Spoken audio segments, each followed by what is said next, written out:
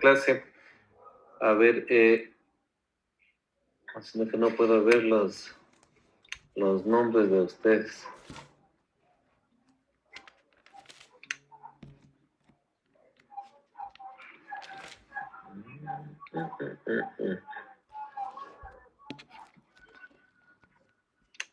Ya. A ver, Ismael Morales. Prenda la cámara, por favor. Ya saben que hay que prender la cámara porque los chequeadores de aquí.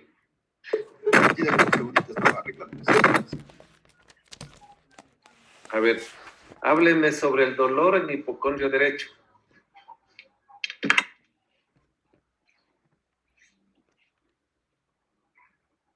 Ismael. Ok, me escucha. Sí, le escuchamos, ¿ya? Ya, bueno, el hipocondrio en dolor derecho, primero tenemos que tomar en cuenta en cuanto a las partes de los órganos o los órganos que se van a regionalizar aquí. Tenemos principalmente lo que es el lóbulo derecho del hígado y lo que yo considero también importante son el tema de la vesícula. Principalmente cuando existe un dolor tipo cólico, este tiene que ver mucho con lo que pueden ser obstrucciones, en especial de la vía biliar, siendo una colecistitis también puede ser. Aquí también se habla o se presenta lo que puede ser la porción superior del riñón y la parte de la glándula suprarrenal, obviamente de este lado del derecho.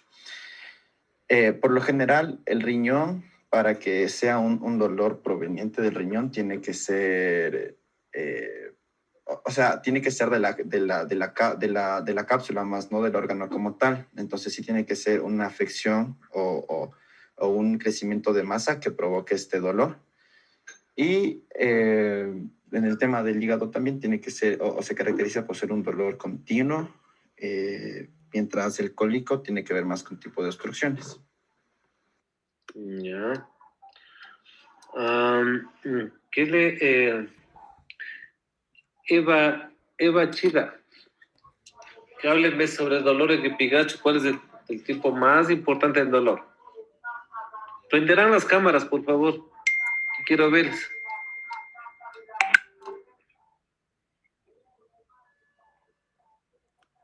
Eva Chida.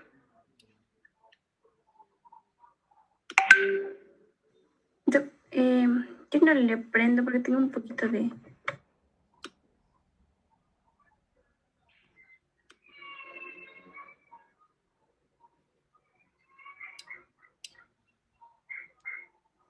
Doc, al parecer Eva tiene problemas con la conexión a internet. ¿Cuál?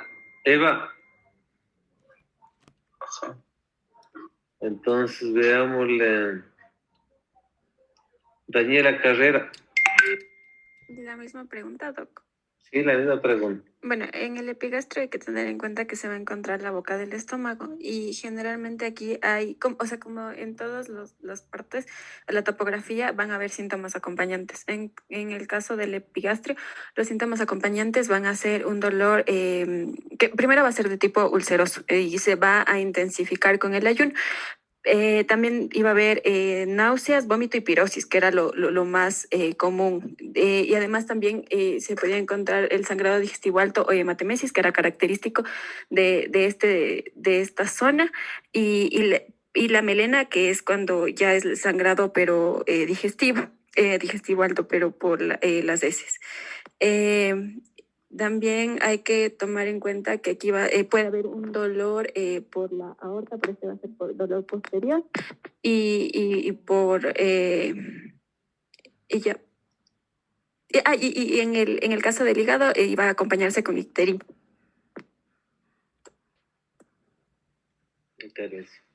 Gabriel Tirado. El dolor en hipogastrio. Ya, Doc. El dolor en hipogastrio podía ser debido a los órganos que se citaban, por ejemplo, la vejiga, o en el caso de la mujer,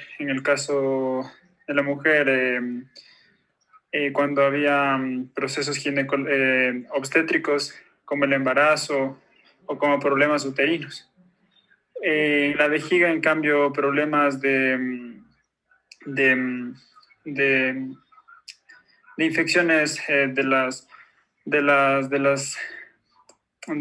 vejiga como cistitis o retención aguda de líquidos. O también podía tener problemas con parte del intestino delgado, que aunque la mayoría se encontraba en el mesogastrio, también parte se encontraba en el hipogastrio y también parte sí, más que nada el intestino delgado. Muy bien. Bueno, aquí vemos, esta es la diapositiva que estábamos conversando la última reunión con ustedes. Aquí podemos, uno de los síntomas más importantes que podemos ver en la parte abdominal y por la que nos consultan la mayor parte de personas en emergencia o en hospitalización es el dolor abdominal. Entonces, por lo tanto, una de las competencias de este capítulo es manejar el dolor abdominal. Por lo tanto, hay que hacer las 18 preguntas del dolor y también sacar los síntomas acompañantes que son fundamentales. Habíamos dicho que la parte topográfica del dolor como es abdominal es muy importante porque nos indica el órgano al que vamos a valorar y el tipo del dolor que vamos a encontrar. Entonces, aquí este es un cuadro que, así como les digo, siempre hay que mantener es un cuadrito bastante interesante en donde está resumido casi todo lo que debemos aprender en la parte, como es la parte del dolor, porque cada tipo de dolor, cada tipo de órgano va a tener un cuadro clínico y una sintomatología que nos va a permitir. Entonces, el dolor abdominal, ¿por dónde empezamos? Como siempre hemos hablado, la anamnesis del dolor abdominal. La anamnesis son preguntar los síntomas, preguntar las características de diferentes síntomas, de diferentes signos que vamos apareciendo en la historia clínica. Pero ya algunas cosas muy especiales a nivel del dolor abdominal, por ejemplo, la edad del paciente es fundamental porque usted entre los 10 hasta los 25 años, el dolor en la fosa ilíaca derecha, usted va mucho más si es un dolor de tipo cólico, va a pensar en una apendicitis. Pero ese mismo dolor en una persona de una vida sexualmente activa, el diagnóstico diferencial va a ser con un embarazo ectópico o una enfermedad pélvica inflamatoria. O también podemos tener ese mismo dolor en la fosa ilíaca derecha, o podemos tener con una persona de 70, 80 años, donde posiblemente puede ser un tumor de ovario, puede ser un tumor de trompo, un tumor de apéndice. Entonces puede ir cambiando con el tiempo las diferentes enfermedades que puede presentar el paciente. Así también como el sexo. Entonces, el sexo usted va a tener como diferentes, algunos síndromes, por ejemplo, en el hipogastrio, en donde, como su compañera decía, está la vejiga, y en el hombre está la próstata, y en la mujer está el útero. Entonces, todos los síntomas prostáticos, la disuria, la polaquiuria, el tenesmo, en el hombre será una prostatitis y posiblemente una proceso infecciosa. Entonces, que a lo mejor ahí vamos a tener una disminución en la mujer. Ya para ir analizando el dolor como es abdominal, tenemos las características del dolor que tenemos que investigar. Por ejemplo, una de las cosas que se debe preguntar es la localización. Entonces, favor de escribir la topografía. Entonces, ahí es donde hay que identificar el dolor. Por ejemplo, hipocondrio, flanco, meso, epi, hipo. Porque como ya estamos recalcando varias veces, es el sitio en donde tenemos el problema de el órgano que se va a afectar. Entonces, también es otra de las cosas que, como en todos los síntomas hemos estado viendo, sí es la forma de comienzo, si es una cosa de forma súbita o es una forma insidiosa. Por ejemplo, una forma súbita puede ser una apendicitis en una primera fase y posiblemente será insidiosa y terminará siendo un abdomen agudo.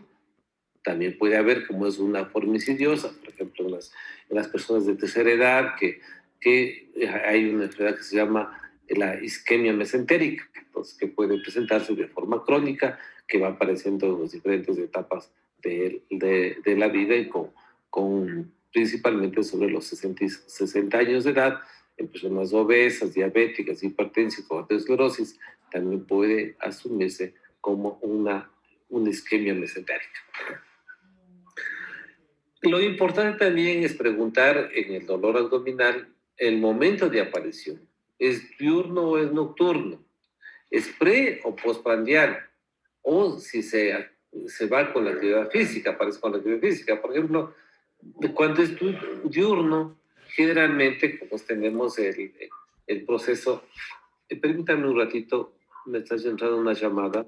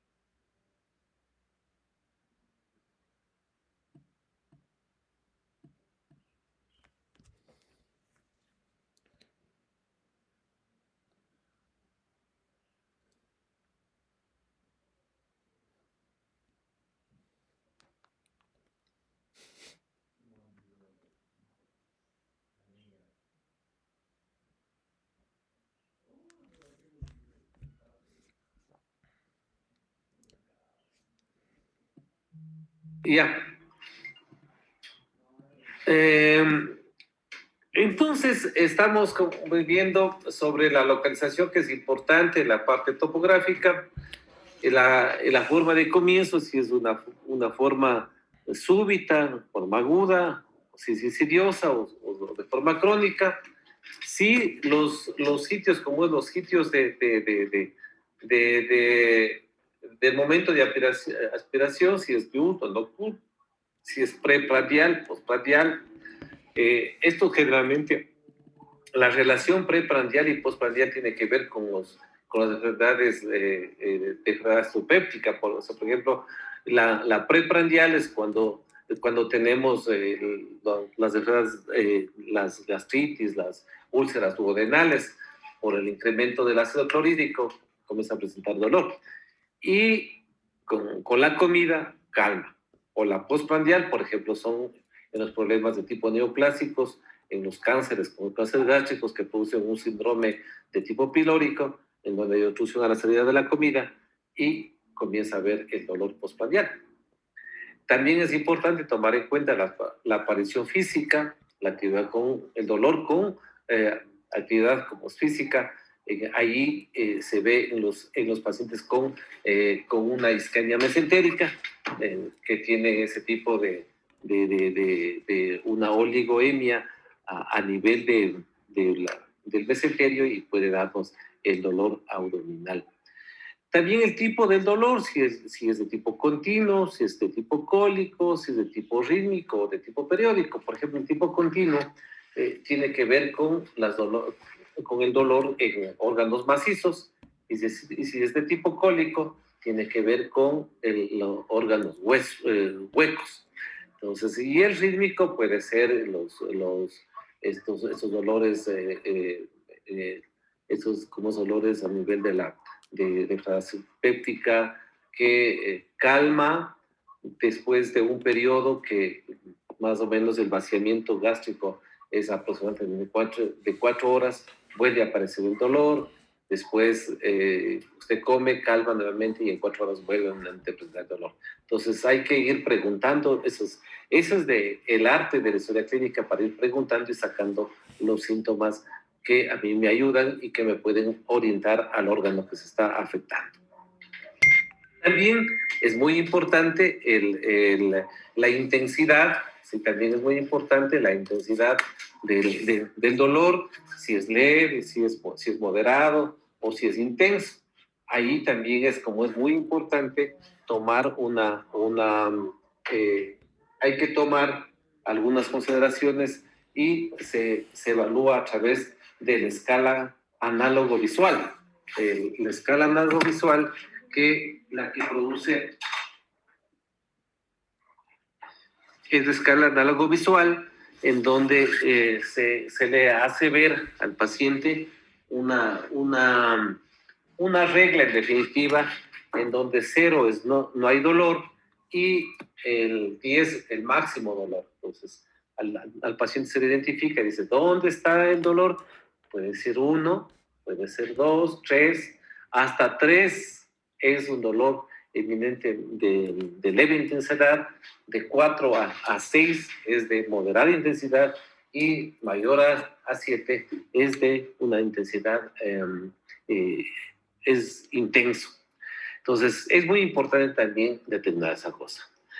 También en el dolor abdominal son las irradiaciones, que es importante en el manejo del dolor preguntar si el dolor hacia dónde va, porque hay algunas patologías. Por ejemplo, el dolor de la vesícula biliar duele a nivel del hipogloso derecho, se irradia al hombro derecho, a la región como es escapular, y es de tipo cólico. Es muy característico ese tipo de irradiación. También podemos tener las irradiaciones a nivel dorsal. Por ejemplo, cuando duele la parte, como es la parte del área en la región como es dorsal, usted puede preguntar el tipo de dolor y podemos encontrar que es un dolor de tipo urente, por lo cual usted podría estar pensando en una enfermedad acidopéptica con reflujo, una esofagitis de reflujo. También podemos tener dolores y radiaciones torácicas, como el dolor del hipocondrio derecho, los cólicos vesiculares, que puede simular mucho más cuando se va al precordio, puede usted tener, como es ese diagnóstico diferencial, con un infarto agudo de miocardio. O también cuando tenemos los dolores que van desde el epigastrio hasta el precordio, que podemos también confundirnos con una isquemia mesentérica o con nuestra ácido péptica. Los dolores, las reacciones pelvianas, por ejemplo, en las patologías, en las pelviperitonitis, como es en los abortos, como es en los embarazos tubáricos. También podemos tener las reacciones precordiales, retroesternales, o también en tórax posterior derecho o en el hombro derecho. Entonces, todo este tipo, hay una irradiación característica de estos dolores abdominales. Por ejemplo, el dolor pancreático es un dolor que nace en el mesogastrio, que es de tipo continuo, de una intensidad muy intenso, y que se produce con una irradiación en cinturón que va hacia la parte posterior. También es importante preguntar la evolución. ¿Es estable el dolor o también es progresivo el dolor? Entonces, si esto nos da, cuando estamos según la evolución, quiere decir qué es lo que está pasando con el dolor. Es un dolor que está permanente, es un dolor que se va incrementando, y otro de los síntomas también tiene que ir viendo es con la relación con los medicamentos. Ingestión de medicamentos, en relación con la defecación o también con los ciclos menstruales. Entonces, asociados también con algún síntoma, por ejemplo, dolor con vómito, asociado con vómitos de tipo bilioso. Cuando el vómito es de tipo bilioso, estamos asociando con un dolor de tipo pancreático, de la unión vésico biliar, de las vías biliares. Y cuando estamos asociando un dolor crónico con problemas fecaloides, vamos a tener el problema de las obstrucciones abdominales. O también podemos tener dolor con diarreas, las gastroenteritis como agudas. O también podemos tener dolor epigastrio con melenas, sangrado digestivo alto. O podemos tener dolor a nivel de la región anoperineal con proctorragias, y que pueden ser hemorroides, pueden ser fisuras, pueden ser fístulas, o inclusive también pueden ser neoplasias. Entonces, cuando usted está haciendo la anamnesis del dolor, como siempre los voy indicando a ustedes, es importante preguntar estos: localización, forma de comienzo, modos de aparición, tipo de dolor, intensidad y radiaciones. Todos son importantes porque eso nos va a permitir determinar el componente del dolor y poder llegar al diagnóstico. Es también importante tomar en cuenta el dolor abdominal con los antecedentes patológicos personales. Por ejemplo, digestivos. Usted tiene un dolor abdominal, pero hay un antecedente de reflujo gastroesofágico, de síndromes ulcerosos, de úlceras duodenales, de hemorragias digestivas, de cólicos vesiculares, de ictericia, de parasitosis. Entonces usted ya va a tener un antecedente. Por ejemplo, si hay un paciente con cólicos vesiculares a repetición, posiblemente este dolor es un problema de un cólico vesicular o de una coledocolitiasis, una artritis colicosa. También es importante tener relaciones con los órganos extradigestivos. Entonces, ahí hay que ir preguntando aparato por aparato. Por ejemplo, los dolores urinarios a nivel de los cólicos nefríticos, cólicos renales y las pielonefritis que también pueden darnos. Entonces, si usted tiene antecedentes de una litiasis renal, usted puede tener otra litiasis renal que puede ser la causa del dolor. Problemas ginecológicos, si tuvo antecedentes de patologías anexiales, si tuvo problemas de endometriosis, por ejemplo, usted puede tener pacientes con disminureas. También, si es importante preguntar, las enfermedades cardiovasculares, tuvo cardiopatía coronaria, tuvo aneurisma de aorta, tuvo aterosclerosis generalizada. Entonces, eso también nos va a ayudar para ayudar a encontrar la causa de la enfermedad. También hay antecedentes de problemas neurológicos, secciones medulares, por ejemplo, neuropatías periféricas. Hay que preguntar si tenemos todos esos síntomas. Hay también problemas de tipo diabéticos, los metabólicos, la diabetes, el hipertiroidismo, el hipoparatiroidismo, el hiperparatiroidismo primario o la enfermedad de Addison, que pueden producir o que producen síntomas a nivel, por ejemplo, la diabetes. Usted tiene una de las complicaciones tardías de la diabetes, es la neuropatía autonómica. Y la neuropatía autonómica lo que nos va a dar es una parálisis del intestino, y eso nos puede dar una tensión abdominal, dolor abdominal, y va a tener como es este tipo de complicación en un paciente diabético. Pero también podemos tener un paciente con hipertiroidismo, ¿Cuál es el síntoma acompañante? Es el dolor, malas diarreas, porque si ustedes leen los síntomas del hiperparatiroidismo, hay un síntoma también de diarrea. Cuando hay una diarrea de tipo crónica y es una paciente delgada o paciente delgado, hay que pensar en ese síndrome de hipertiroidismo. Y así podemos ir como analizando todos los elementos que nos puedan ayudar a llegar al diagnóstico. Por ejemplo, si toma alcohol, si toma aspirina, si hay antecedentes de ingesta de antiinflamatorios no esteroidales, si hay problemas con las sangre, si el paciente es estreñido, si ha tomado antiespasmódicos, si ha tomado opioides. Es muy importante tener esas consideraciones para hacer un análisis adecuado. También es importante ahí el cólico plúmbico se llama, o el saturnismo, que son por intoxicaciones de plomo. O sea, aquí va a ser muy importante el antecedente de dónde se trabaja, cuánto tiempo que trabaja, y si es que algún rato le hicieron alguna dosificación de plomo para descartar la intoxicación del plomo.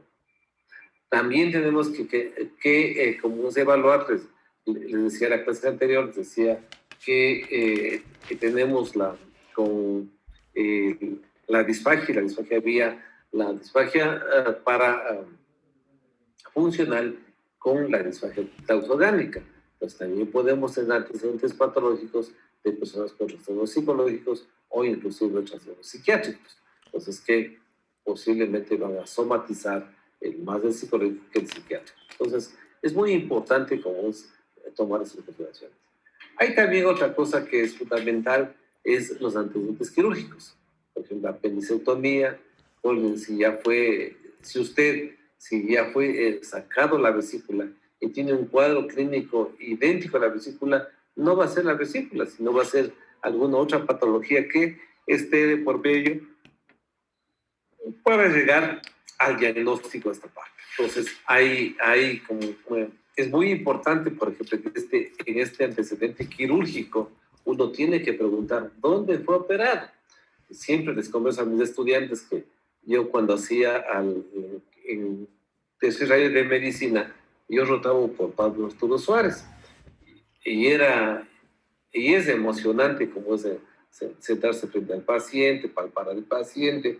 O sea, es otra, ojalá ya con ustedes ya puedan regresar a los hospitales, pero es otra sensación. Entonces, cuando se está palpando, sintiendo al paciente es otra cosa.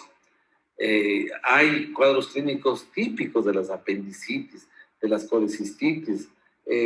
Esa sintomatología uno debe preguntar el antecedente patológico personal y principalmente dónde fue operado.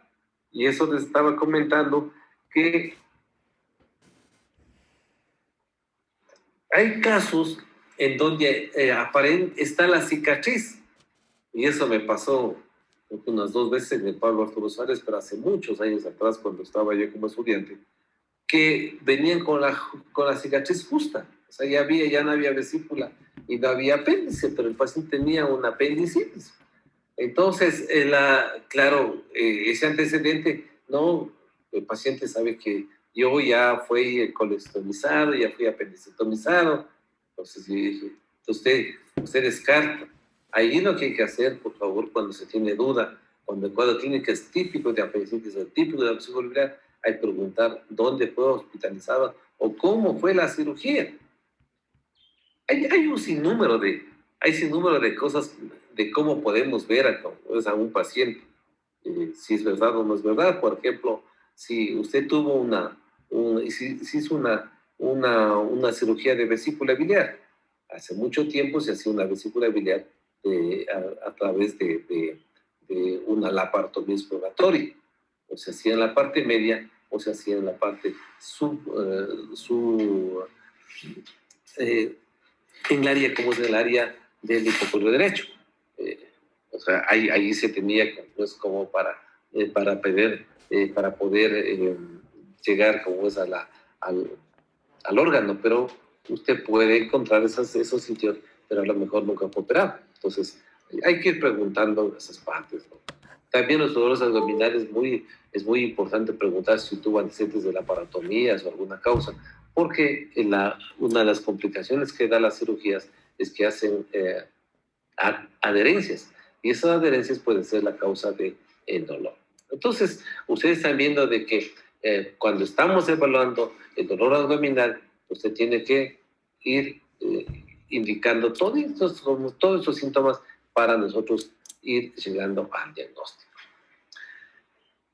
¿Qué también es importante? El dolor abdominal y el examen físico. Así como fue la anamnesis importante, el examen físico es mucho más importante porque usted puede palpar y encontrar algunos síntomas, signos que nos orienten a un diagnóstico de la enfermedad. Por ejemplo, pacientes, los síntomas generales, pulso, taquicardia, temperatura, y va a coger solo pulso y tensión arterial. Usted puede tener, como es un paciente que tenga un pulso 120 y tenga y una tensión arterial de qué sé yo, 80-100. ¿Qué le está diciendo eso? O póngale más, póngale 40-60. Entonces está un paciente hipotenso y tiene una taquicardia. Entonces ahí nos estamos enfrentando a un dolor de origen vascular. O igual puede tener como es un dolor abdominal y tenemos temperatura de 38. Entonces estamos enfrentándonos a un proceso infeccioso intraabdominal. Claro que también, como es, también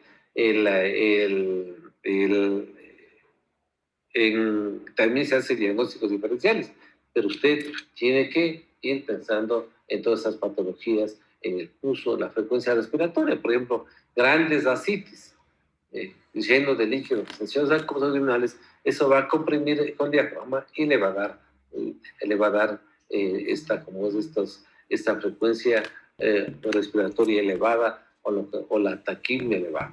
Signos de deshidratación, también los cuadros de diarrea. Dolor abdominal más diarrea puede ser esta la causa de irritación a nivel.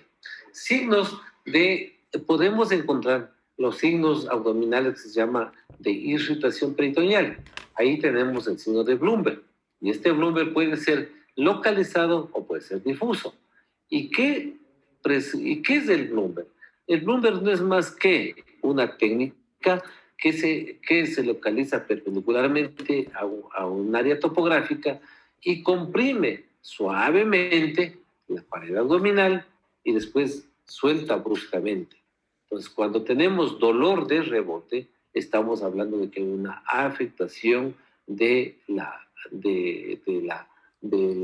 peritoneo, y esto es lo que nos va a dar el rebote, el signo del rebote, y lo que nos dice es un Bloomberg positivo. Entonces, el Bloomberg, en definitiva, lo que nos va a determinar es o donde se va a presentar es de una peritonitis. También podemos, en el examen físico, podemos encontrar masas, por ejemplo, visceromegalias, esplenomegalías, podemos encontrar hernias, podemos encontrar soplos, una masa, por ejemplo, a nivel de mesogastrio. Si usted encuentra una masa en mesogastrio y tiene, soplos, usted puede estar un problema un aneurisma de la aorta. Entonces así vamos viendo visceromegalias, podemos tener hepatomegalia, podemos tener esplenomegalia, podemos tener dolor en los puntos ureterovesicales, puede haber hernias, puede haber soplos. Usted tiene que examinar y encontrar. Síntomas, signos del examen físico no digestivos. Por ejemplo, podemos tener en las partes torácicas, puede haber, pleuresías, pericarditis, infartos agudos de miocardio pueden también estar relacionados. O podemos tener problemas vasculares, las aneurismas. También hay problemas ginecológicos y también puede haber afecciones cutáneas. Entonces, usted en el examen físico, por ejemplo, cuando encontremos telangiectasias no son más que lesiones vasculares que se encuentran en la cavidad mucosa abdominal. Y esto puede ser como es un signo indirecto de una cirrosis. También en el examen físico es fundamental, en algunos casos, realizar tacto vaginal y tacto rectal. Por ejemplo, ¿cuáles tenemos que hacer tacto vaginal y tacto rectal? En pacientes que tienen estreñimiento, en que tienen proctorragias, y tacto vaginal cuando tenemos sangrado vaginal o tenemos leucorrea o tenemos prurito. Entonces ahí tenemos que ayudarnos con el tacto vaginal. El tacto vaginal nos va a dar información si encuentra alguna cosa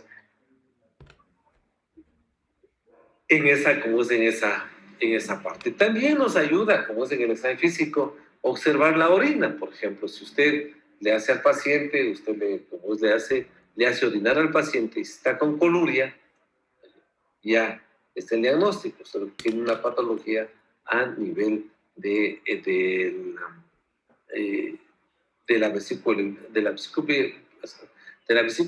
biliar o de los problemas comunes, del páncreas o del conducto colédoco. O también podemos ver como las deposiciones, por ejemplo, las deposiciones, si están negras o rojos rutilantes, y ahí estamos hablando de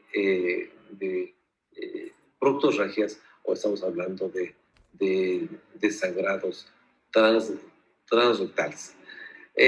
También la relación del dolor abdominal con los vómitos. Ya habíamos hecho anteriormente como es el análisis de los vómitos bilioso, del vómito de la hematemesis, del vómito alimentario, del vómito preprandial y postprandial tardío. Entonces, ven cómo nosotros, tanto en la anamnesis como en el examen físico, vamos a buscar causas que nos expliquen el dolor abdominal. Aquí únicamente para ver cómo es una diapositiva en donde el dolor, cómo puede ser, ¿no es cierto? Puede ser constante, puede ser intermitente, puede ser de tipo cólico, ¿sí? El constante, ¿qué significa? Es continuo en el tiempo y no hay una variación.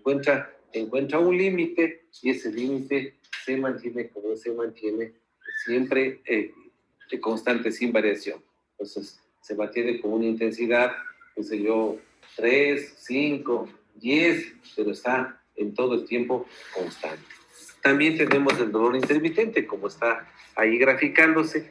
Vemos que hay un periodo de descenso, pero también hay un periodo de incremento. Entonces, en la mañana puede estar en la 2/10, en la tarde puede estar 5/10, en la mañana puede estar, puede variar, inclusive con dolor puede ser muy variante en las diferentes horas del día. O el dolor cólico, con un dolor intenso y posteriormente va variando de acuerdo a la intensidad y al órgano que se está afectando. Bien, entonces el dolor abdominal también se le va considerando como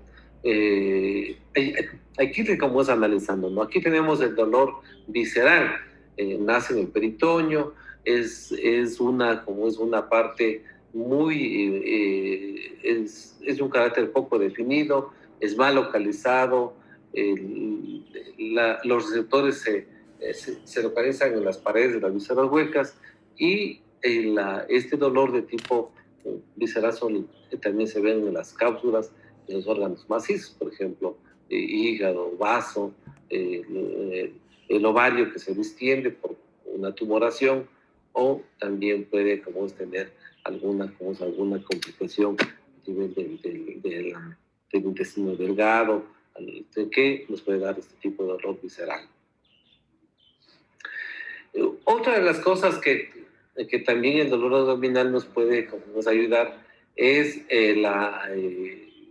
la distensión de la cápsula, por ejemplo, en las patologías, en la hepatitis aguda, en las pancreatitis, cuando hay una inflamación, cuando se está distendiendo es tanto el hígado como el páncreas. O también podemos tener las isquemias de las trombosis mesentéricas que podemos encontrar en este tipo, en pacientes de tercera edad con dolores de tipo isquémicos, similares al dolor de tipo anginoso.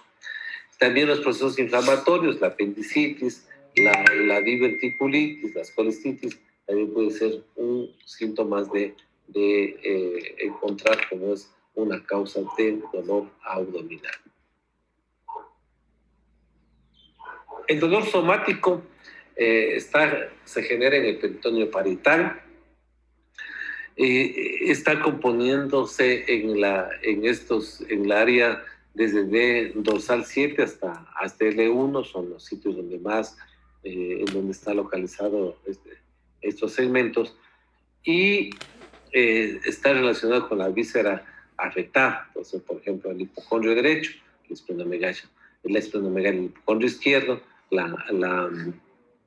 como al revés, el hipocondrio derecho, la hepatomegalia, y el hipocondrio izquierdo, la esplenomegalia.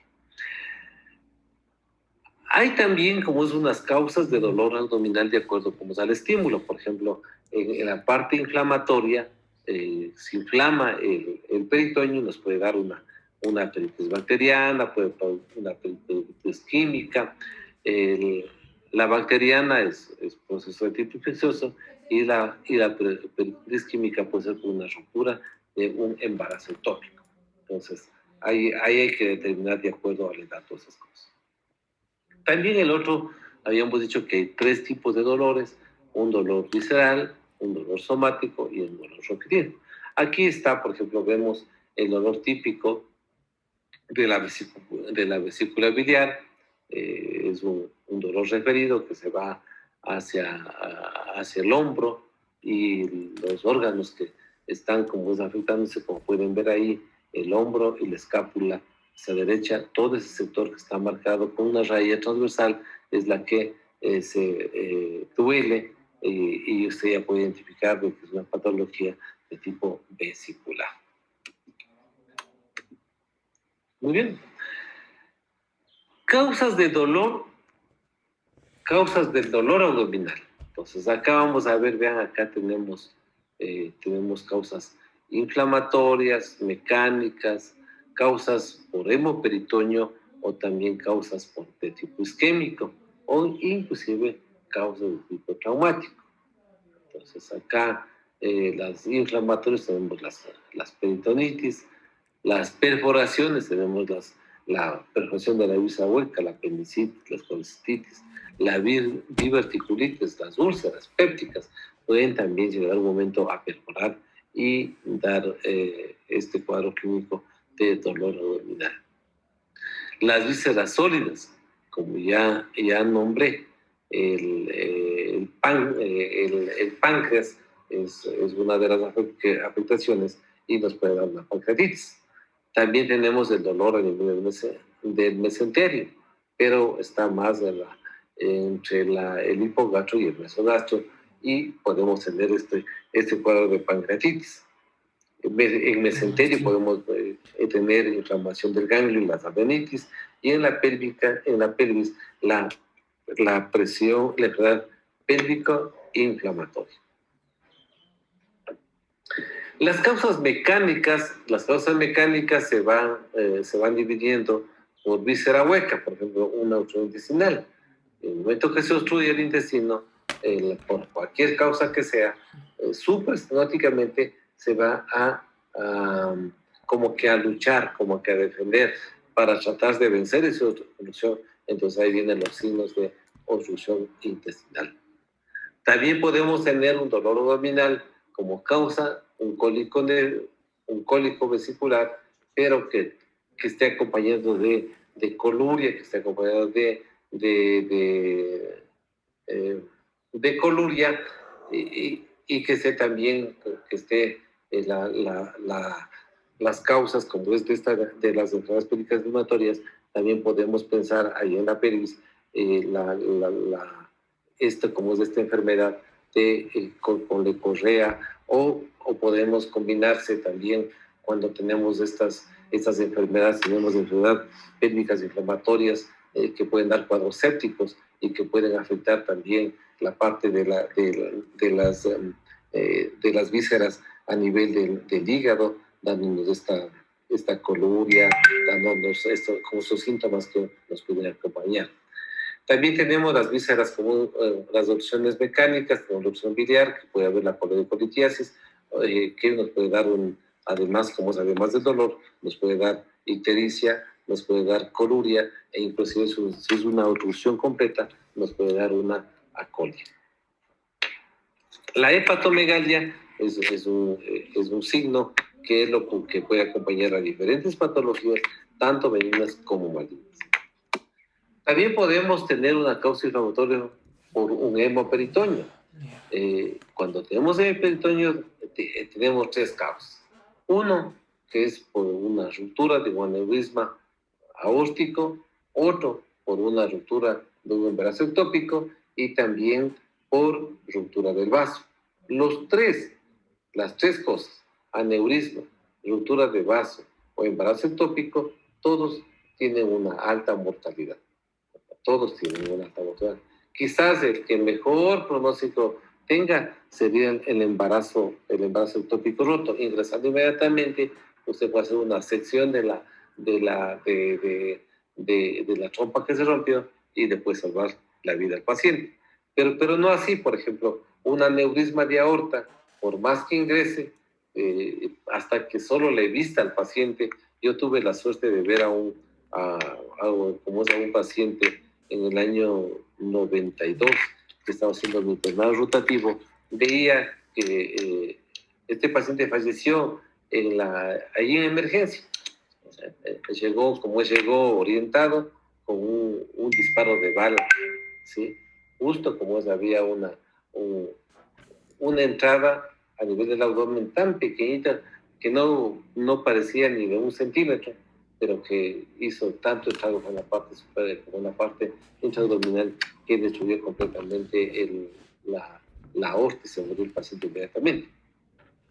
Entonces, hay cuando estamos sospechando de un hemoperitoneo, hay que pensar en esas patologías: aneurisma, embarazo ectópico o ruptura de vaso. También podemos tener otras causas que son las isquémicas. Ahí está, como ya hemos hablado, la isquemia mesentérica, las hernias estranguladas y los problemas vasculitis. Y las traumáticas, cuando tenemos traumatismos cerrados, por ejemplo, una ruptura hepática, una ruptura del páncreas, una ruptura del hígado. Claro que es mucho más difícil la parte como es la parte, es un poco más difícil para ver este tipo como es de enfermedad, como es isquémica, hernias estranguladas o los problemas de tipo vasculitis. El traumatismo cerrado tiene que estar, como tiene que haber algún antecedente, alguna cosa que produzca la ruptura de vísceras huecas principalmente, o la ruptura de algún órgano intraabdominal. También podemos hablar dolor abdominal de causas torácicas. O sea, por ejemplo, tenemos la neumonía en la primera fase nos puede dar un dolor de punta de costado, nos puede dar la embolia pulmonar, el infarto de miocardio, la pancreatitis aguda también nos puede dar la lesión a nivel de tórax, y no se diga los problemas de insuficiencia cardíaca congestiva. Las geniturinarias, ahí tenemos 3 tipos de patologías. La pielonefritis aguda, el cólico nefrítico y el infarto renal. Entonces son las 3 causas que pueden darnos un dolor, causa de dolor abdominal de origen urinario. Entonces hay que pensar, por ejemplo, una pielonefritis, el dolor no es en la parte abdominal, quizás más se orienta en la parte del flanco, como del flanco derecho, y la mejor estrategia, por ejemplo, ahí cuando se tiene como este tipo de patología, ahí tenemos que encontrar la causa para tratarlo. Las metabólicas, también tenemos la cirrosis como diabética, la enfermedad de Addison y también la uremia, que puede dar causas de dolor abdominal. Tenemos las neuropatías por herpes zóster, y en un caso que presentaron por ese tiempo, ustedes vean cómo es ahí que el antecedente de herpes zóster es importante para el diagnóstico de la patología, porque el herpes zóster, cuando se activa, lo que quiere decir que hay un paciente inmunocomprometido. Entonces, él va a ser alguna enfermedad autoinmune, alguna cosa que nos va a afectar. También tenemos las neurogénicas que van siguiendo el trayecto del nervio, el herpes zóster, y también podemos encontrar las compresiones medulares en los pacientes con neoplasias, por ejemplo, o los pacientes que hacen traumatismos automovilísticos, o sea, cualquiera de estas enfermedades que también nos podría dar un deterioro de las complicaciones de reacciones nerviosas entre D4 a D12. Ve aquí cómo es aquí, estos son unos cuadros que voy a ir presentando un poquito para ir entendiendo la importancia del sitio donde se localiza al síntoma, al signo, y uno puede hacer el diagnóstico diferencial. Cojamos el primero, por ejemplo, dice, el síntoma principal de este paciente es dolor abdominal. No importa dónde esté, pero es dolor abdominal. Puede ser el hipogacho, puede ser ya. Entonces, cuando este dolor, por ejemplo, se localiza a nivel del retroesternal, entonces, ¿qué tiene que pensar? En una acalasia. Pero si este dolor se localiza en el epigacho, lo que tiene que hacerse es a nivel de la úlcera gástrica, y en mi caso, por ejemplo, yo tengo que ver el cáncer gástrico. Pero también podemos tener a nivel del duodeno. Pues ahí está la úlcera duodenal. Tenemos también ahí el síndrome de colon irritable, o también tenemos la enfermedad diverticular. Y se deja una parte, la vesícula, y tenemos las colelitiasis. Cuando tenemos hay un síntoma que dice la ingestión alternada con disfagia. Entonces, se puede tener como es una buena ingestión alimentaria, pero también puede estar acompañado con síntomas de disfagia. ¿Y qué es la disfagia? No es más que el impedimento del paso a nivel del aparato gastrointestinal. El más frecuente, por ejemplo, de la disfagia, ya lo vimos la clase anterior,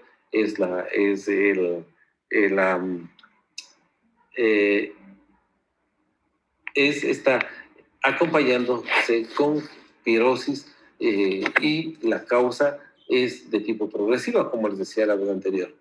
Usted tiene, y uno se puede dar, quién está teniendo verdaderamente esta parte de dolor con reflujo. O sea, es importante ver qué es lo que está pasando con la disfagia y podemos tener la acalasia o los problemas obstructivos como es que se da en ese sitio. Cuando estamos viendo también la náusea y el vómito, ve, aquí tenemos la gastroparesia, por ejemplo. La gastroparesia se produce como un trastorno crónico de la diabetes. Entonces, un paciente que no tiene una buena alimentación y una buena eliminación de un buen tránsito, entonces se va a acompañar con náusea y vómito. Pero también podemos, en el intestino delgado, podemos ver una gastroenteritis aguda, podemos ver una obstrucción intestinal y en la parte vesicular tenemos las colelitiasis. También podemos tener movimientos alterados y nos da la patología de estreñimiento. Y aquí tenemos en los intestinos, tenemos exclusivamente las enfermedades neoplásicas y lo que decía ya anteriormente, las neuropatías de tipo diabético. También hay este problema de la diarrea, excluyendo la estiatorrea. Diarrea, definiendo es el número de heces líquidas que se da en el día, mientras que la estiatorrea es la salida de grasa en las deposiciones. Por ejemplo, cuando estamos analizando diarrea, acá está, vea, en los intestinos, es un síntoma de intestino. ¿Y qué quiere hacer? Gastroenteritis, síndrome de colon irritable, síndrome de intestino corto, enfermedad inflamatoria intestinal, neuropatía diabética. Entonces, vea, todas estas causas pueden darnos diarrea, ¿sí?, que esté justificando este tipo de patología. Y si ustedes ven acá algo muy silencioso, la vesícula biliar siempre calladita. Ahí está, como es ahí, siempre apareciendo este síntoma que viene con la vesícula biliar, se acompaña con la disfagia, se acompaña con la náusea y el vómito, se acompaña con la diarrea y que puede también acompañarse con la diarrea. Y le digo siempre calladito porque a veces, como es aquí, tenemos estas patologías de la diarrea con las pancreatitis agudas y crónicas, que uno se puede confundir con los problemas, las patologías biliares o las patologías hepáticas. Entonces, cuando uno está evaluando los casos, como los casos de dolor abdominal, usted tiene que estar muy atento para ir seleccionando el síntoma y el signo que me va a ayudar a llegar al diagnóstico. También podemos encontrar con hematemesis, por ejemplo. Ahí tenemos la hipertensión portal por las varices, cuando tenemos en el esófago. Cuando tenemos a nivel del estómago, puede ser la úlcera gástrica, el cáncer gástrico, es el que yo veo, o la úlcera duodenal. Y cuando tenemos heces sanguinolentas, usted puede tener también varices por hipertensión portal, puede haber úlcera gástrica, cáncer gástrico, úlcera duodenal, enfermedad vestibular del colon o también cáncer de colon. Entonces, vean cómo el esófago tiene un síntoma, el estómago tiene otro síntoma, otras enfermedades, los intestinos tienen otras enfermedades y la vesícula está acá pegada, que es la mayor sintomatología que tienen en los pacientes de las colecistitis colelitiasis. También el dolor abdominal tenemos que relacionarle con manifestaciones de otras enfermedades sistémicas. Por ejemplo, aquí tenemos la enfermedad tiroidea, tenemos la tiroides autoinmune, el hipotiroidismo. ¿Y cuáles los síntomas de esto, ¿no? Aclorridia, que no hay la eliminación de ácido clorhídrico. Puede haber reflujo gastroesofágico, puede haber estreñimiento, puede acompañarse con mala absorción, ahí puede irse también la estiatorrea, o puede haber la diarrea y la pérdida de peso.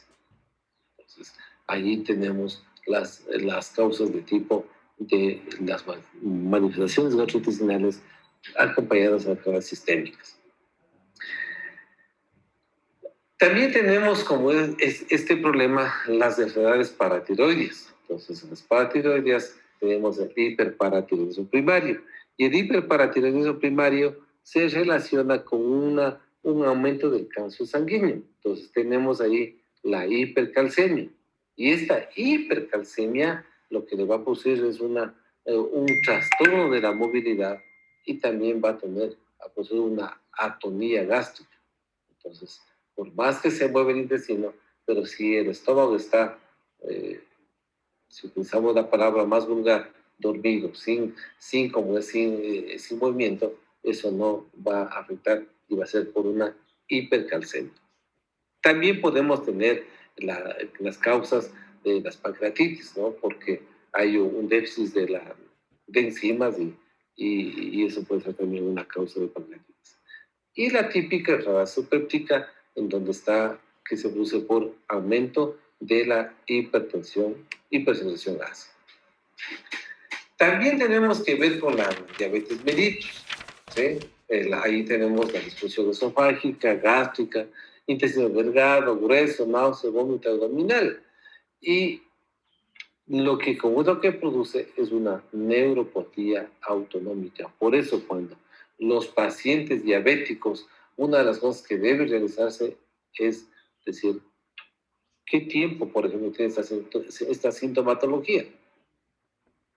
Porque las neuropatías autonómicas tienen que ver con mínimo unos 15 años de enfermedad.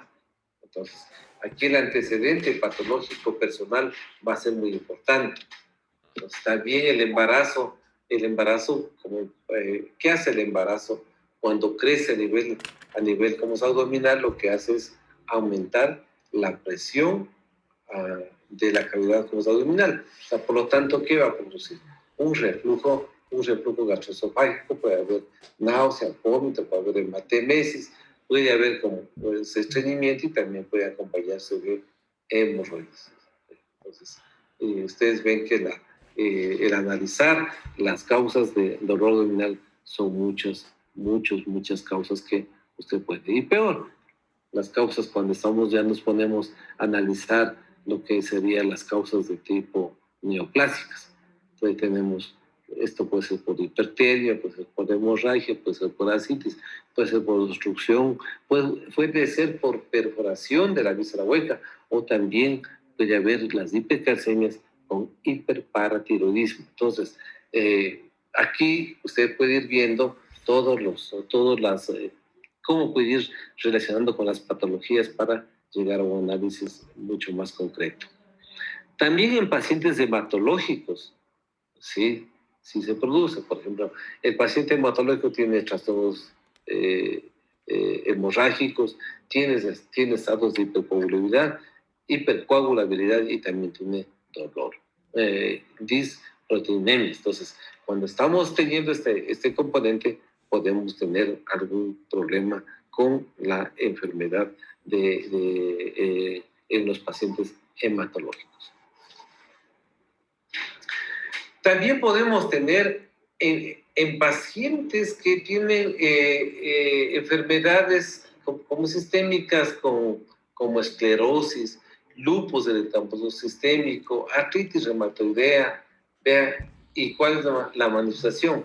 Disfagia, reflujo, obstrucción, hemorragia, perforación, pancreatitis, náusea, vómito, gastritis, úlcera. Eso es la manifestación clínica. Pero ¿cuál es el mecanismo de la producción? Ahí está. Puede ser por inflamación, puede ser por vasculitis, puede ser por obliteración vascular o también puede haber una atrofia vellosa. Entonces, aquí el mecanismo, la esclerosis, por ejemplo, y lupus eritematoso sistémicos es una enfermedad inmunológica e inclusive de tipo degenerativo. También puede ser que este paciente tenga dolor a nivel de epigastrio, y ahí tenemos dos elementos, que es la úlcera, que puede ser causada por el uso de corticoides y el uso de antiinflamatorios no esteroidales. El dolor abdominal también puede acompañarse de trastornos renales, por ejemplo, una insuficiencia renal como es aguda.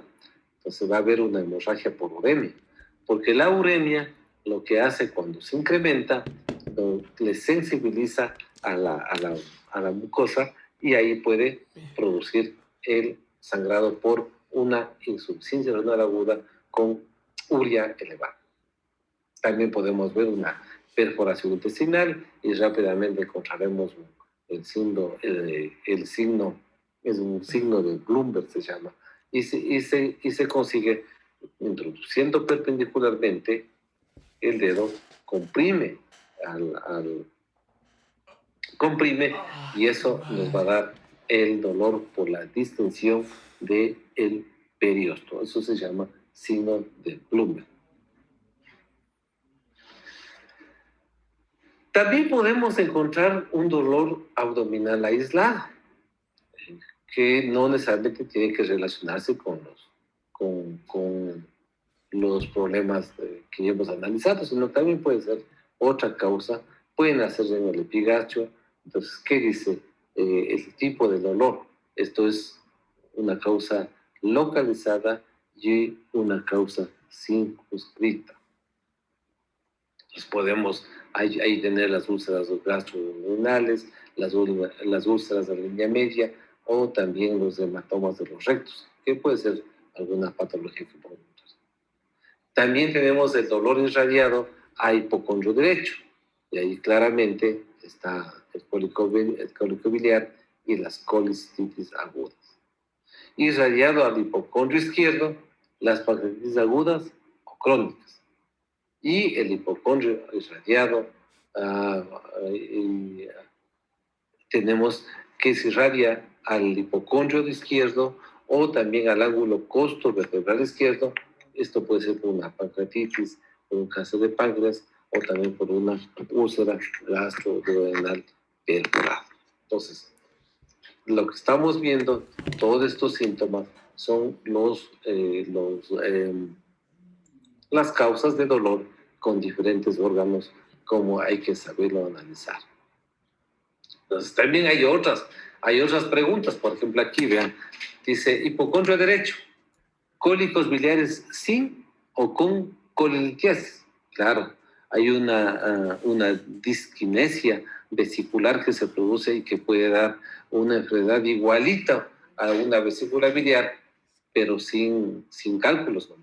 Entonces ahí tenemos que, nuestro juicio clínico tiene que evaluar bien el riesgo-beneficio para hacer esos estudios. En el hipocondrio izquierdo también hay el infarto esplénico, hay el síndrome agudo esplénico que se llama. Hay un dolor intenso en el área debajo del el vaso, por compresión produce este síndrome agudo esplénico. Entonces también tenemos estas enfermedades como las más conocidas, las que más vemos: apendicitis aguda, enfermedad de Crohn, cáncer de colon derecho, hernias y últimamente me han puesto como la patología anexial.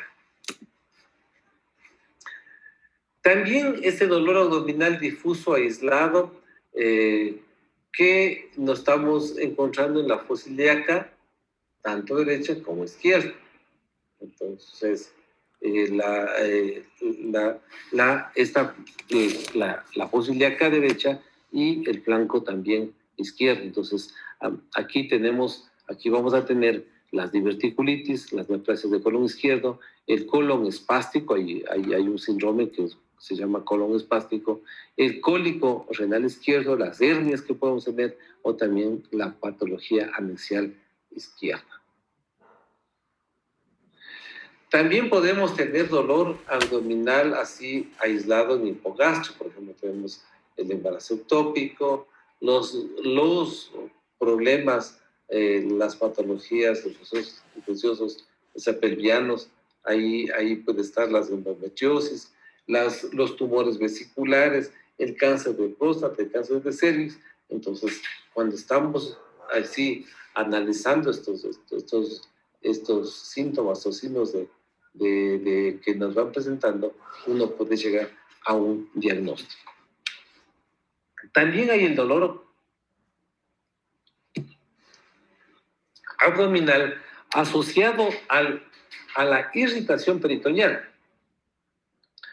Entonces vean aquí cómo se subdivide en inflamación visceral aguda sin neumoperitoneo, neumoaire, aire en el peritoneo. Entonces, ¿cuáles están ahí? Apendicitis, colecistitis, pancreatitis, diverticulitis, amesitis. Mientras que también puede haber una otra causa que es la perforación visceral con neumotórax, neumoperitoneo, perdón. Entonces tenemos la úlcera péptica perforada, la perforación del ilio, ¿sí? Puede ver por un proceso infeccioso de la salmonela, o también puede haber las perforaciones viscerales a nivel del área colónica. Entonces tenemos los divertículos, tenemos el megacolon tóxico, las amebiasis, las amebiasis y también las neoplasias. Y podemos tener otra clasificación también con dolor abdominal con irritación peritoneal. Tenemos el embarazo ectópico o el quiste ovárico roto. Entonces, vean cómo se va encontrando la causa, y con toda esta anamnesis usted va a llegar al diagnóstico. Dolor abdominal asociado con hipotensión severa o shock. Hipotensión, hemorragia, deshidratación y las causas cardiovasculares. Entonces, ahí tenemos que encontrar el diagnóstico. Cuando son problemas, las hemorragias intraabdominales, tenemos el embarazo ectópico, tenemos la ruptura traumática del vaso, tenemos la ruptura del aneurisma y las neoplasias hepáticas y también las carcinomatosis. Con deshidratación, ahí tenemos la obstrucción pilórica, tenemos la pancreatitis, las obstrucciones intestinales, las peritonitis. Todos están apoyando a este síntoma de dolor abdominal más deshidratación. Pero aquí le estoy analizando solo la deshidratación con el dolor, obstrucción pilórica, pero también hay que asociar las otras patologías, hay que asociar los otros síntomas que se pueden presentar. Cardiovasculares, ahí hay la congestión hepática, la insuficiencia congestiva, el taponamiento cardíaco también puede dar un dolor abdominal, el infarto, no sé, el infarto de miocardio, que también nos podría dar, o la ruptura vascular, que paciente cuando se rompe el vaso, no creo que vaya el vaso, algún aneurisma, alguna cosa, no vaya como es a sobrevivir si no está en una unidad de alta complejidad.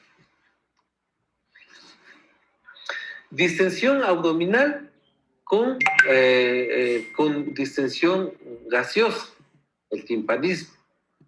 Ahí lo que les decía, en la mañana les explicaba al postdoctor, le decía que cuando uno examina el dolor abdominal o la distensión abdominal, uno tiene que ir pensando en qué patología a mí me puede dar este síntoma. Entonces, ahí con timpanismo lo que se tiene es la perforación de la víscera hueca para que haya liberación y entonces hay timpanismo. Pero también podemos tener peritonitis, postoperatorios por la misma causa, el colon tóxico, o también podemos tener un dolor abdominal con distensión líquida. Entonces ahí están las carcinomatosis, están las vascitis, están las peritonitis bacteriana y también puede haber las tuberculosis peritoneal. Muy bien, cuando tenemos dolor abdominal con ictericia, rápidamente se tiene que ir a ¿dónde? A la vía biliar. Antes de eso, usted tiene que hacer un estudio cuando tengo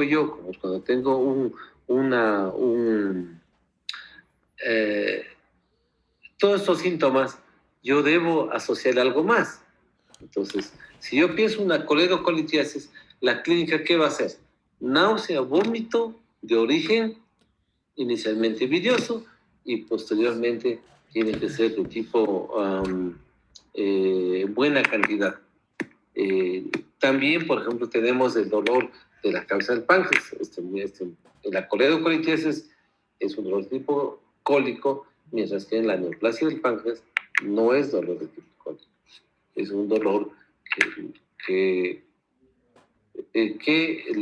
está pegado en esta parte de la cabeza del páncreas, dando la obstrucción del conducto del colédoco o de los otros conductos que encontramos ahí en esta región. También se puede ver cómo es cuando uno se obstruye la vía biliar, se puede tener también las colangitis. Y el dolor abdominal con ictericia también se puede dividir en una ictericia hepatocelular. Entonces ahí vamos a tener cuál, de hepatitis viral, alcohólica o drogas. Entonces, usted no, cuando usted está haciendo como un análisis de dolor asociado a algo, tiene que encontrar. Usted tiene que preguntar como es todos sus antecedentes, como para uno intentar opinar y llegar a un diagnóstico. También puede asociarse dolor abdominal con fiebre, ¿ya? Entonces hay que tenemos las colecistitis agudas, las colangitis, apendicitis, diverticulitis, pancreatitis aguda, peritonitis, enfermedad inflamatoria pélvica, procesos inflamatorios pélvicos, perinefritis aguda y también procesos basales de pulmonares.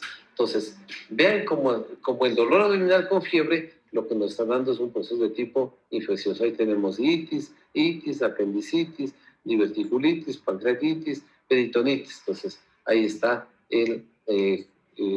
las causas de dolor abdominal con fiebre. Por ejemplo, una colangitis. La colangitis, ¿qué nos va a dar? Nos va a dar, si es secundaria una coledocolitiasis, ella nos va a dar ictericia, nos puede dar una coluria y también nos puede dar una colia. O ir generando algún síntoma que me ayude al diagnóstico. También puede haber dolor abdominal asociado a alteraciones del tránsito intestinal. Por ejemplo, ahí tenemos la diarrea crónica, la constipación, ¿sí? Y cuáles son las causas, colon irritable, presencia de parásitos, puede haber un compromiso general como es del paciente. Uno puede pensar en una parálisis crónica, puede pensar en un síndrome de malabsorción, puede pensar en la neoplasia del colon derecho y también la isquemia intestinal crónica. Entonces, todos estos síntomas se van a relacionar, todas estas enfermedades se van a relacionar con para encontrar la diarrea crónica como causa de todas estas patologías. También podemos tener la constipación. Ahí constipación no es más que la falta de eliminación de heces, y eso puede ser a través de un vólvulo, que el vólvulo es una torsión que se hace en la área sigmoidea. También podemos tener diagnóstico molecular de neoplasias del colon izquierdo, la enfermedad de la vesícula biliar y también la intoxicación plúmbica, que nos puede dar un poco más de tranquilidad para ir analizando estas enfermedades, tanto con la diarrea crónica como con la constipación. Otro de los síntomas que es interesante, como es cuando uno está analizando esta parte, ¿sí? Acá, perfecto. Uno cuando está analizando si ustedes se dan cuenta, la extensión del dolor abdominal, y lo vamos relacionando con todos los elementos para llegar como a un diagnóstico. Pero cuando tenemos salimos del dolor incómodo abdominal, otro de los síntomas que molesta mucho a las personas es la dispepsia. Y la dispepsia tiene que ver en este sitio. ¿Y qué es la dispepsia? La dispepsia no es más que una sensación de llenura, de dolor, de eructos, de gases, porque el síndrome dispéptico no tiene una definición clara, una sensación de molestia. Pues te dicen, ¿sabe qué, doctor? Me dan como una sensación de llenura el estómago, o me da una sensación de vomitar, entonces, o como una cosa y me molesta. Estamos hablando del síndrome dispéptico. Cuando tenemos este síndrome, yo les aconsejo, tienen que ver el hígado, tienen que ver el vaso y tienen que ver atrás el páncreas. Y hacia arriba tiene que ver al corazón. Entonces, cuando estamos hablando de este síndrome dispéptico, usted puede tener patología vesicular, puede tener patología hepática, usted puede tener patología esplénica, puede haber alguna pancreatitis, puede haber como es algún problema. Yo he visto pacientes que se han infartado con dispepsia, porque tiene relación el infarto agudo de miocardio, de la cardiopatías isquémica de la cara inferior del diafragma, lo que nos va a producir un síndrome dispéptico. Y usted, por eso los pacientes se han complicado, ¿no? Porque usted hace el diagnóstico diferencial de la parte de la dispepsia en la parte abdominal, de cómo va a esperar que, cómo le duele la parte, como es la parte del precordio. Entonces, pero el síndrome dispéptico tiene que ver con estos síntomas. Y como está pegado al páncreas, tiene que ver como es con este dolor. Las pancreatitis crónicas, por ejemplo, también son los síntomas dispépticos. Y también acá, como tenemos todo el intestino, podemos tener los parásitos, las parasitosis, que puede ser la causa de este síndrome dispéptico. Entonces, cuando tenemos dolor abdominal y después la dispepsia, ya estamos teniendo una causa de cómo ir analizando estos síndromes y los casos que ustedes van viendo. Ahí hay algunos dolores que les van a permitir a ustedes hacer un análisis de estas enfermedades. Siendo las 17:28, vamos a quedar ahí. Voy a dejar de compartir el día, Iván, por favor, el día jueves vamos a presentar los casos. ¿Cuántos casos tenemos preparados ya con esta introducción? Yo creo que la mayor parte tenemos ictericia, tenemos dolor abdominal, tenemos por ahí síndromes en donde vamos ya con esta explicación para irnos englobando, para ir encontrando las causas y los síntomas que nos llevan a llegar al diagnóstico de estas enfermedades. Entonces es muy importante que el dolor abdominal sea leído, el capítulo es bastante amplio, léanlo y vayan sacando esas correlaciones para llegar a un diagnóstico. No sé si tenemos alguna pregunta, algo que quieran hacer, algún comentario, algo que quieran realizar. Doc, yo tenía una pregunta. ¿Qué diferencia hay entre los signos y síntomas entre una colelitiasis y una colecistitis? Ya. La casi son iguales. Por eso, como es el síndrome, sale colecistitis, colelitiasis. La colecistitis es solo un proceso inflamatorio de la vesícula.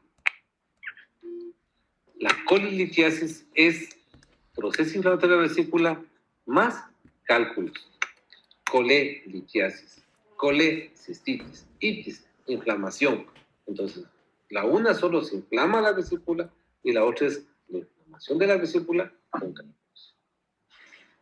Algo más. ¿Alguna otra cosa?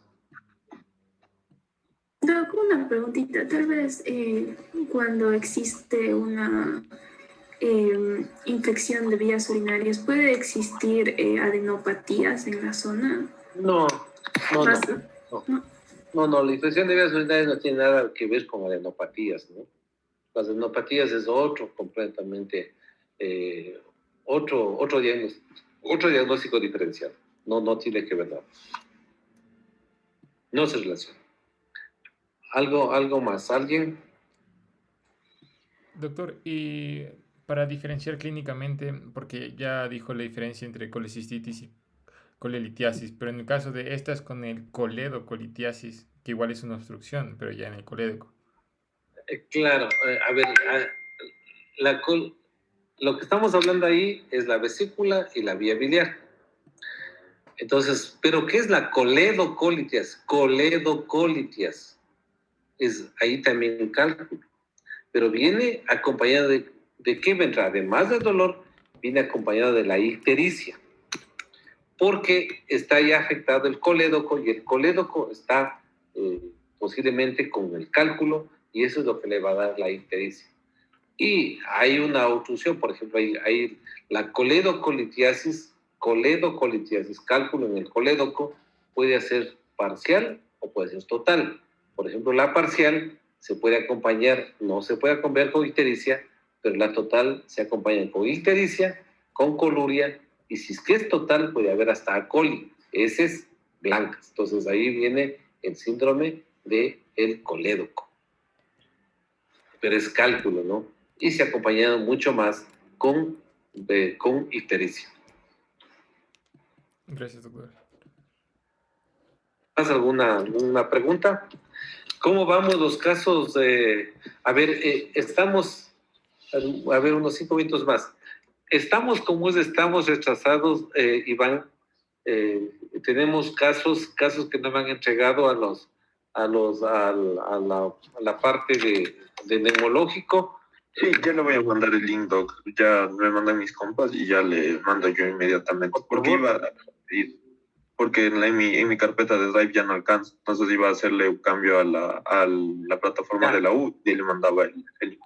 Perfecto. Ya. Entonces hay que mandar esto porque hay que seguir acumulando para yo poder revisar cómo es los casos, porque creo que estamos casi a un mes. ¿A qué tiempo estamos por acabar? A un mes, acaba el 20 de abril y más supletorios del 25 de abril. Perfecto. Entonces estamos con el tiempo así casi completo y vamos a continuar. Nos vemos el día jueves. Muchas gracias, doc. Cuídense mucho, que tengan una buena tarde. Chao.